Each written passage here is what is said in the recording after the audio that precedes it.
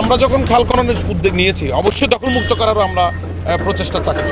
জলাবদ্ধতা নিরসনের জন্য এই খাল এবং নালা সবগুলোই আমরা খনন করব।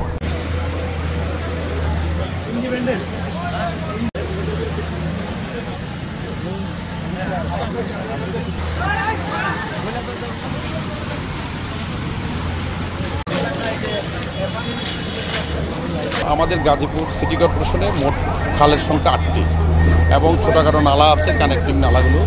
তো আমরা এবার আমাদের জানেন আমাদের বিভাগীয় ঢাকার বিভাগীয় কমিশনার মহোদয়, আমাদের প্রশাসক মহোদয়, ওনার নির্দেশনা রয়েছে যে আমাদের এই জলাবদ্ধতা নিরসনের জন্য এই খাল এবং নালা সবগুলোই আমরা খনন করব।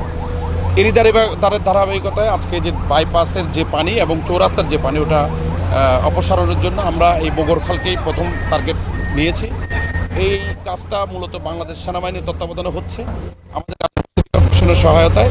আমরা আশা করতেছি যে এই সিজনে আমরা প্রত্যেকটা খাল, গাজীপুর সিটি কর্পোরেশন 8টা খাল খননেরই আমরা ব্যবস্থা নেব এবং ছোটোখাটো যে নালাগুলো রয়েছে ওই নালাগুলোতে আমরা ম্যানুয়াল লেবারের মাধ্যমে আমরা মাটি তুলব।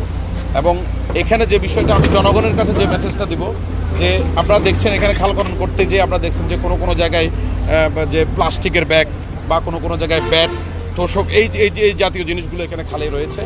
আমি জনগণের কাছে অনুরোধ করব যাতে আমাদের জলাবদ্ধতা নিরসনের জন্য সবার সহযোগিতা দরকার, যাতে তারা নালা এবং খালে পলিথিন এবং এই জাতীয় কোনো জিনিস যাতে না ফেলে।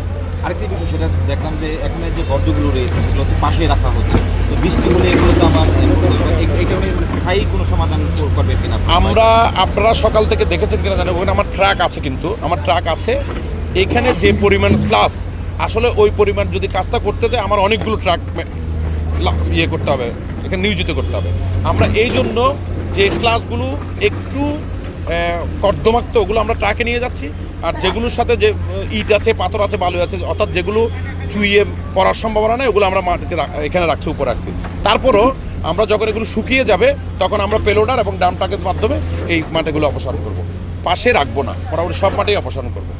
আমরা তো দেখছি যে অনেক খালগুলো হচ্ছে দখল হয়ে যাচ্ছে। এই দখলমুক্ত ক্ষেত্রে কি আপনারা এই অভিযানগুলো? অবশ্যই আমরা যখন খাল খননের উদ্যোগ নিয়েছি, অবশ্যই দখলমুক্ত করারও আমরা প্রচেষ্টা থাকবে। আমাদের এখানের আপনারা জানেন কিনা, এখানের যে একজন সম্মানিত ব্যবসায়ী আছেন, আমাদের সাবেক কাউন্সিলর, ওনার যে জায়গাগুলো আছে ওই জায়গায় ওনাদের সাথে আমাদের প্রশাসক মহোদয় কথা বলেছেন। ওনার জায়গায় যে দোকানগুলো আছে উনি নিজের দিকেই তুলে দেবেন বলেছেন।